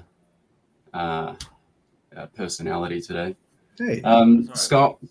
Scott, huge fan. Love you so much. You're awesome. Really appreciate this chat. Really, really nice. Giving me some things to think about. So Yeah, thank you so much for coming on. yeah, man. Yeah. nice. Thank you, man. All right, guys. Peace. Peace out. Peace. I would also look at anybody who's agnostic to look at the Shroud of Turin or any of the like that's anything that, or like the what is it, Our Lady Guadalupe, that they just can't figure out how these And things there's are also possible. like For music Our Lady written of in Fatima. there. Like Our Lady um, Fatimas are different. Yeah, Fatima is wild. The miracle of the sun spun. The New York Times wrote about it. Like there's pictures of people there. What's really wild about Our Lady of Guadalupe is like the painting just appeared, and they looked into the painting even more, and you could see in the Blessed Mother's eyes like a reflection of what she's looking at. And it's just so detailed. a Japanese scientist passed out looking at it because he looked microscopically like 70 years or 100 years after this had happened, and he fainted because he looked with a microscope inside of the eye, and the exact type of lens aberration or like distortion that would happen in a real human eye, like how the image is flipped and like slightly concave, it was there. And he was like, what? And like, there's no way some Mexican guy just like did that, or wherever. I'm sorry, I don't know where that is, Guadalupe, but just did that like 100 years before. It's just impossible. And by the way, the paper that it's on was supposed to have like been made of cactus or something, and defies physics existing without being just like Yeah, looking into canonizations. But like sometimes I feel like when I just rapid fire Catholic stuff, it's just like I'm shooting like 10,022 LR. You sound like all these you sound words, like you're Tim like, Pool. oh no. You sound Like like I Tim feel Pool. like that guy before, he's just like, I'm hungover, dude. And we're just talking to him. He's probably like, what? Like you just said Yeah. so many words. He 'Cause it's had like- to type a couple of things in right away because if he didn't do that, it would have went like right out. He would have been like, "Oh Yeah. shit, what did they say a second ago?" Cause it's Yeah. it's tough. Like it's really tough when, being Catholic and then talking just to like Protestant stuff, like someone that's just only experienced Protestantism. Cause it's really just like one is sort of just this wide like, and then Protestantism, depending on the church you're in, it's like you're looking through this tiny little straw. It's like the catechesis according to Pastor Anderson. And it just it never makes any sense to me because, like, I'll listen to Protestant radio sometimes and it'll be like the Bible church. But, like, is it just only this one is right? Are more people saved? Like, where is this? There's no sort of consensus on things, Like, it was the 12 apostles, not these 12 apostles and those 12 other apostles who all had their and if you think about it, like literally the Bible, the New Testament, what's happening? Paul and Peter are writing to each other. They're rebuking other bishops. But they also all came to an agreement, There was literal church councils. You look at the Council of Jerusalem, one of the first councils. Look at Acts. It's literally just the foundation of the church. Like these are church councils that are accepted even by like certain Protestant churches, and they're Right. councils.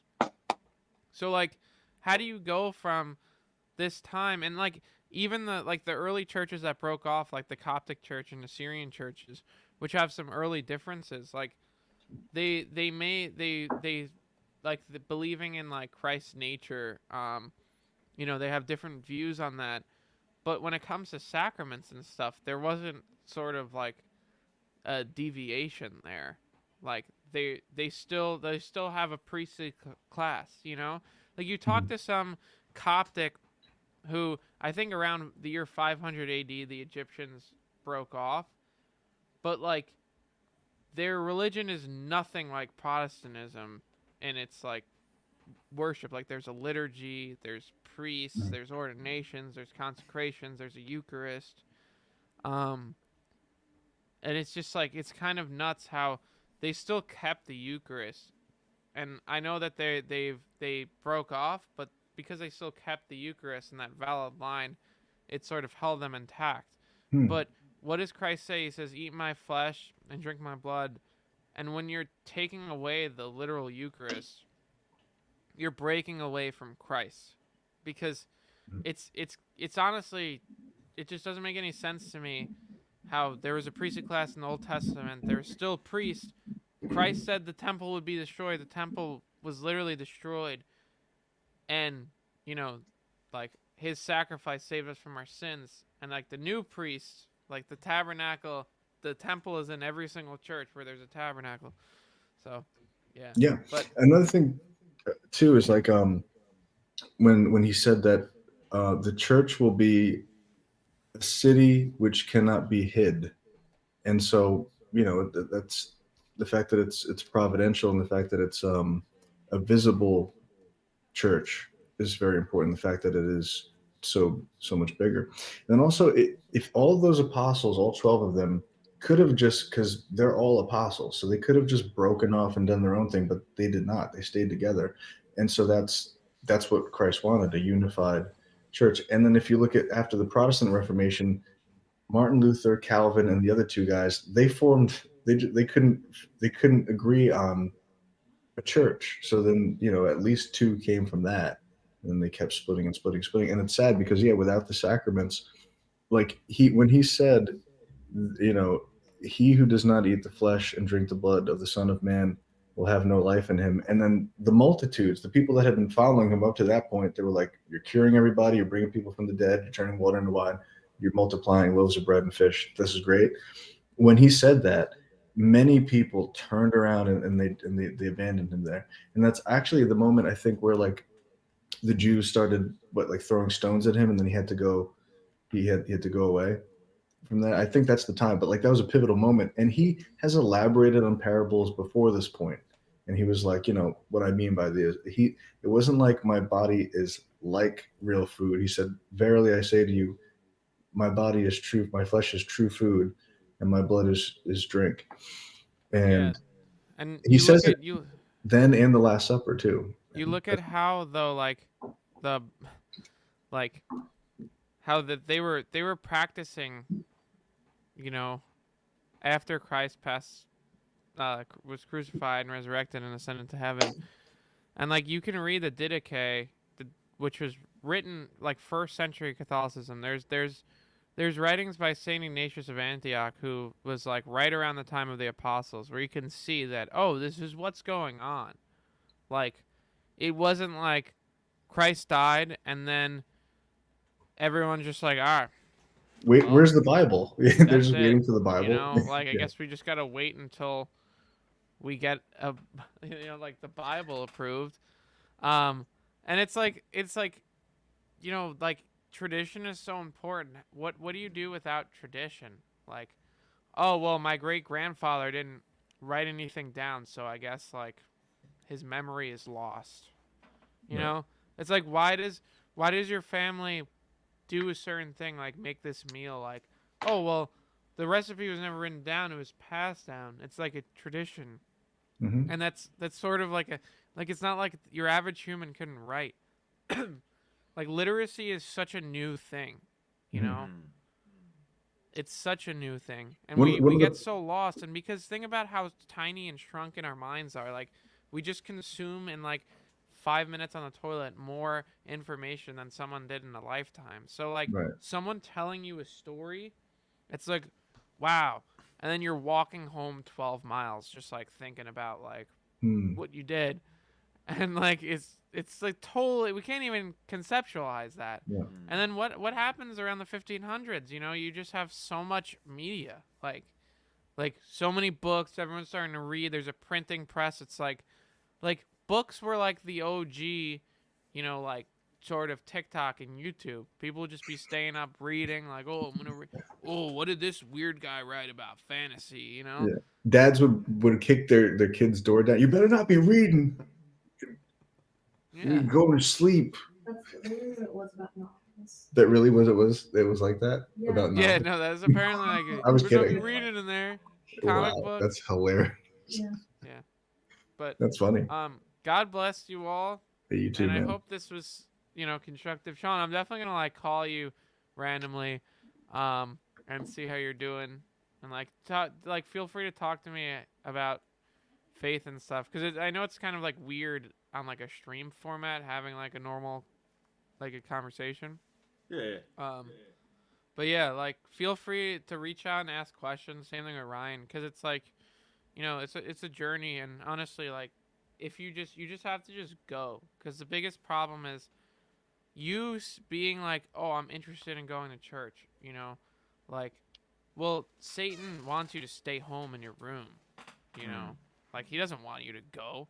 So like, and I have a friend right now who wants to go to confession. Dan, you know, Ryan, you know, Dan wants to go tomorrow. Oh, yeah, So let's really, pray. yeah. Let's That's- pray that wow. he goes.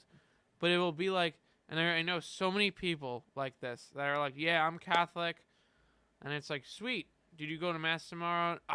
Like there's always an excuse.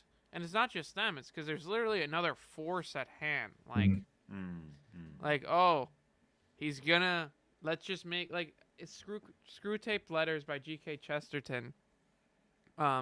Is it, or C.S. Lewis? C.S. Lewis. I think so. It's basically about how these demons, like talking back and forth, how they're distracting someone from praying, and like how they're getting them to come over the dark side. And it's like there's just like a force at hand that doesn't want you to just see God in his own house. I see what you're saying. yeah. Yeah. But It's a all right. beautiful thing, yeah. But thank you again so much for having me on, and the Warrior Brigade over there. But yeah, you guys should definitely do a boxing match. I don't want to box him, bro. What the fuck what are you doing? Well, I mean, if I ever end up in New York, or next time you're up in New England, you know, we can get some rounds in. But yeah, I don't know about like, Man. fighting, you know. Thanks, Dan. Yeah, just have me You go. heard it here against- first. Ryan versus. Yeah, I don't even think you guys Nope. are in the same weight class. Nah, Oh, I'm yeah, fat as you hell can't right do it. now. Can't do it. Yeah, that's too bad, man. I'm sorry, man. I was looking forward to that too. That stinks that we can't do that. Bummer. He saved that for his exit. He's like, all right, hey, you got your box, bye. Exactly. Yeah. Ryan boxed someone like 10 inches taller than him. Yeah, he had no experience though, but he put up a great fight, man. I respect him a lot, Stevie Lou. Just And Ryan. thank you for You guys both. thank you look for pretty good. covering that. Nice, thank you. Yeah, thanks for covering that fight. I appreciated your take on that too, and it felt like the footage was in good hands. And you know, there was other streamers that looked at it, and obviously, like, there's a lot of things that happen in a boxing match to an untrained eye that's like, well, what is going on here?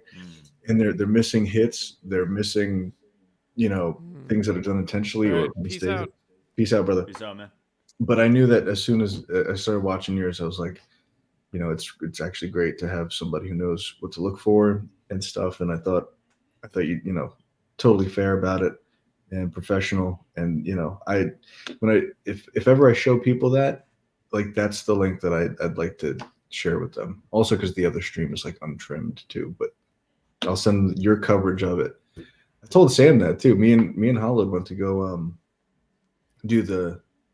perform on the Palace with Charles and Eric, and we stopped by Sam's office, and you know, I'd seen him before that, and I was like, "Hey, I have a boxing match." He was like, "You can't lose," and I was like, "Yeah, I'm really trying. I'm really trying not to lose." He's like, "No, no, no, That's a Sam thing to say. yeah." He's like, "No, no, you can't. Like, it'll be on the internet forever. You'll be ruined. So don't lose." And I'm like, "Oh crap, okay." And then so it was good to it was a draw because it's like not even an amateur thing, it's a smoker, but Yeah, yeah. I showed him the footage in his office and he was pretty pumped about it. My highlights that I put together. Nice. It was kind of unfair that it was just my highlights. But yeah, I feel the same way he does where he's like, "Yeah, I don't want to do that again." And I was like, Me neither. Really? Yeah, yeah. There's nothing wrong with that, you know.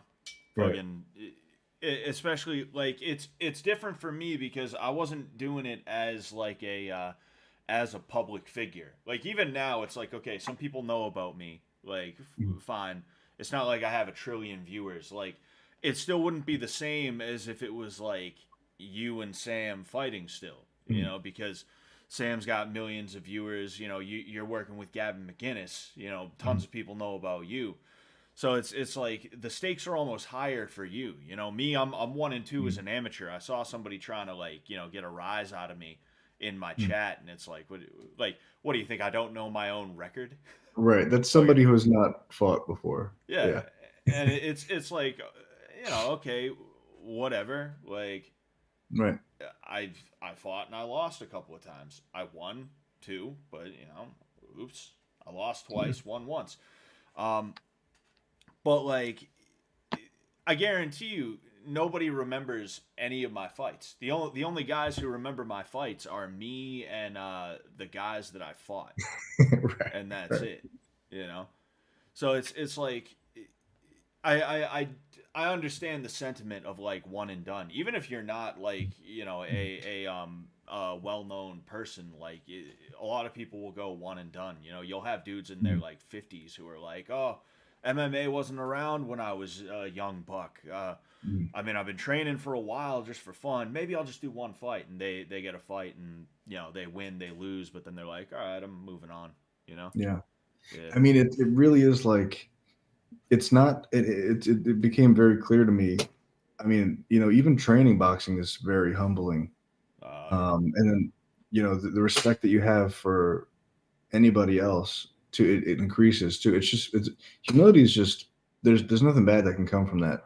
It's just really it's just reality. It's just I know what I'm capable of, and I'm not the greatest in the world, and I don't know what they're capable of, but I'm going to assume with the most charitability I can that they work just as hard as I do and even harder. Mm. So with that humility, it's like I don't have anything to prove in fighting, and I also know that this is not something you just dabble in. Like you could really get hurt. This is a serious thing. You hit somebody harder than you expected to, you flip a switch in that person that you were not intending to flip, and now you're just in it. And now you're just. I've had spars like that too, where Oh you yeah. don't. I've even been on the other end of it too, where like but this guy Lewis, I worked with all the time. He's a little Mexican guy, and Mexican guys have like in their blood to be good boxers. Yeah. He just hit me like too hard once, and I was chasing him down and just throw like a haymaker down, and the coach is like, "Yo, stop!" He Oh saw what yeah. was coming. Like I was just not in control. It happens, bro. We're men, and that happens. So it's just like it's kind of not worth it. I still like sparring. I haven't done it in a long time, Mm. but I mean, just hitting the bag and doing routines, seeing progress. Dude, I used to get tired doing this. Like when you're warming up, you do Oh yeah, this. the arm I circles. used to have Yeah. to be like my first, like after bodybuilding, like I was garbage. Like jumping rope for like 30 seconds and being like, my feet Mm. like hurt. Oh Like, yeah. and now that's not the case. I can go like 4 minutes. I'm just like talking. I'm doing this. I'm doing this. I'm doing it all. I got people sitting on my arms. I got like birds perched on my arms. Heavy Yeah. ones. They're crapping. It's adding to the weight, and it's just like it's good that that's happening. So it's just seeing self improvement and stuff like that. That's what I'm really in love with too. But what do you think of these fair techs? Last thing I'll say because I actually got to run too. But this Yeah. has I was, been I was great. gonna say we could shut it down soon. Those Is that what you? I can't Is really this see them very well. is this shorter than a regular stream would be? I like it. No, it's just like I usually go for at least an hour, no Mhm. more than like 3, unless I'm doing like a fight companion stream, Oh, which I okay, haven't done one awesome. of those in a long time. I gotta figure out. I might do one of the Misfits cards because Justin Minks is gonna be on it, and I want to be a weirdo stalker. Um, and then also the Jake Paul Tyson one. I'll probably do that. Oh yeah, oh yeah. That Yeah. I'm really looking forward to. I was thinking about that today, and I was like, that could really. It feels like it can go either way, but it's definitely a lose lose for Jake. It's straight up. It's just a lose lose. If you beat him, it's because he's old. If you lose, you just got beaten by an old guy, and of course, it's Mike Tyson. So it's interesting. There's a lot of like reputational stakes on the line, and also Tyson's health. I'm curious to see what he could do. I mean, because yeah, everybody likes to see a legend return to the thing and still be the legend that you remember him being. So I mean, there's a lot on there, a lot on the line there, but can't wait for it. But yeah, I just didn't want it to be like, oh, this is he has the two Catholic guys on. This is then the shortest stream ever. They just ditched him. They had to go, and I was like, all right, well, that's the shortest stream we've ever done. Thanks to those guys.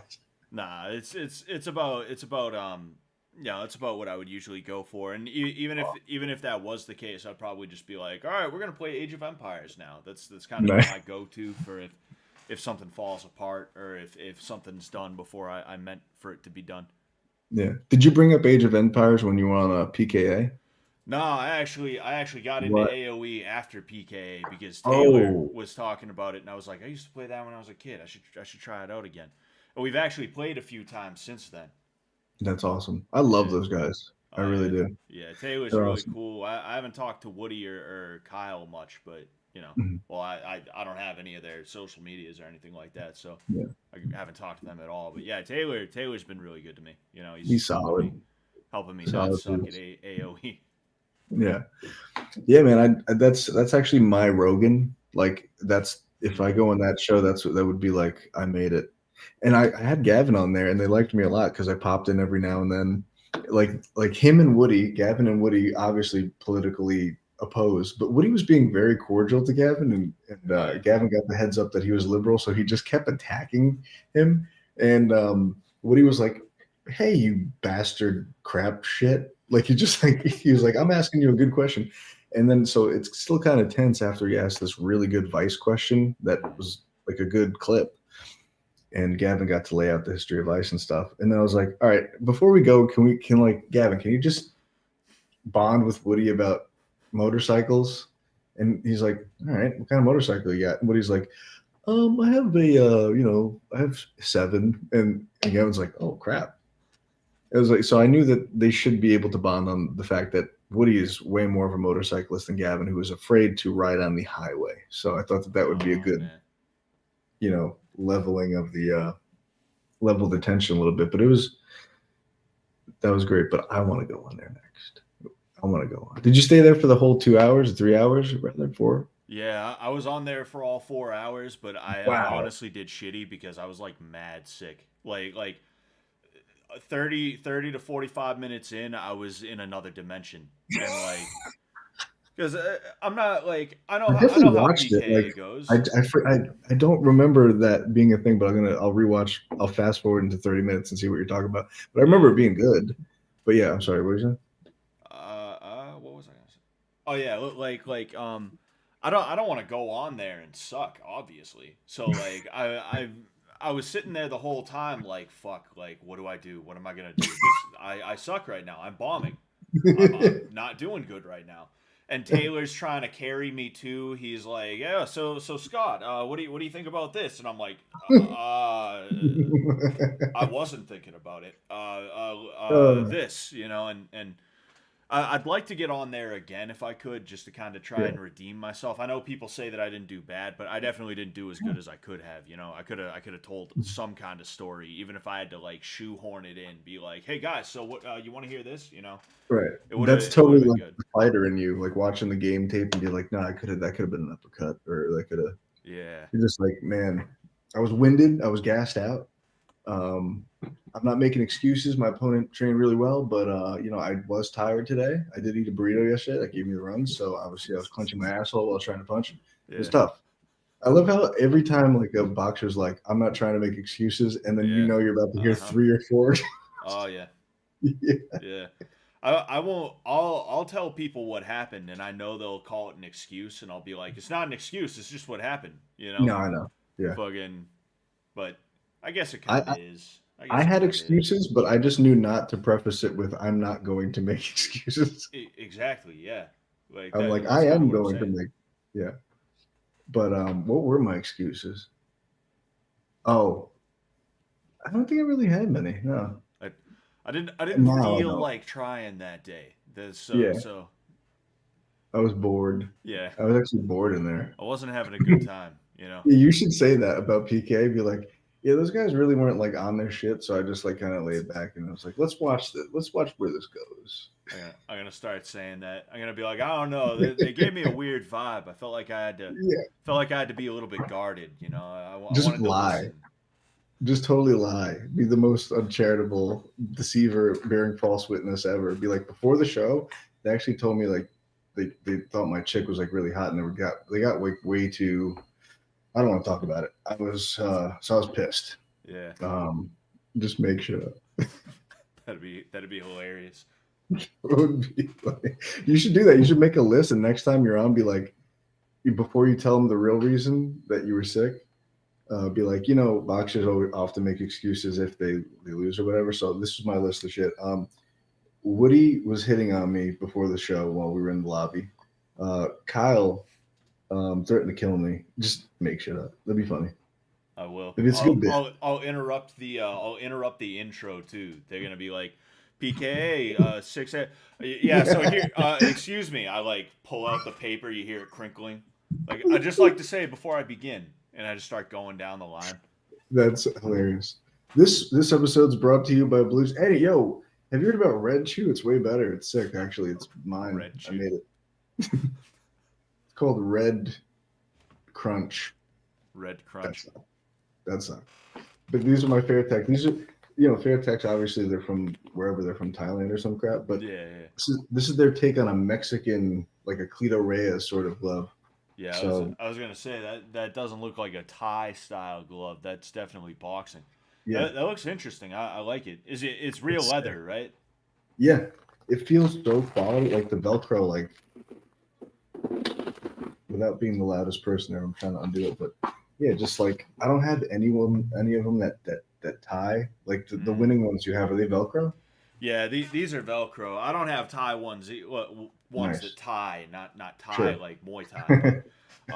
I don't have ones that tie either because like, what am I gonna do? Like use my teeth? It's kind Yeah, of it sucks. kind of difficult. I mean, I definitely want a pair of Cleto Reyes or Winnings because like I put a lot of use on these. Like for real, like I know you're not supposed to do bag work with your sparring 16-ounce gloves, but I just like I don't know, it's just fun to mix up. And also I like to train with these so that way when you put them on when you are sparring, you're not like, whoa. Oh yeah, that's Too one of the much. main benefits of training with 16s is that you get used to them and then you go and fight in like 12-ounce gloves, 14-ounce gloves, whatever they have, and it feels like you got nothing on. Wow. And could that work against you even because you're like, oh wow, I'm flying. So you kind of like are doing different things that drain your endurance differently. So then you're kind of in a new area. I don't know. I mean, that makes sense on a theoretical level. Right. I don't know. I don't know if it's. I don't know if that's the deal in like reality. I guess the counter to that would be that since you're going from 16 to 14, your muscles are accustomed to moving more weight. So they've built a tolerance to the move. Right.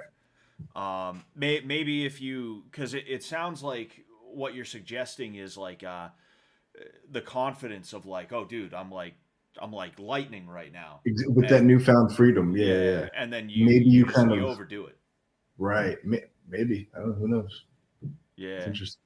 But yeah, bro, I'd love to come on another stream and hang, talk about anything else too. I'd like to also let people know that like You don't have to just be like a square that talks about Catholicism all the time. Except I'm like fairly new, so I'm just like in love with it and just learning as much as I can and stuff. So I'm very much nerding out, and I also want to demystify a lot of the things about Catholicism because I believed it too. I was like they worship Mary, like all of the things that a Protestant would think about the Catholic Church.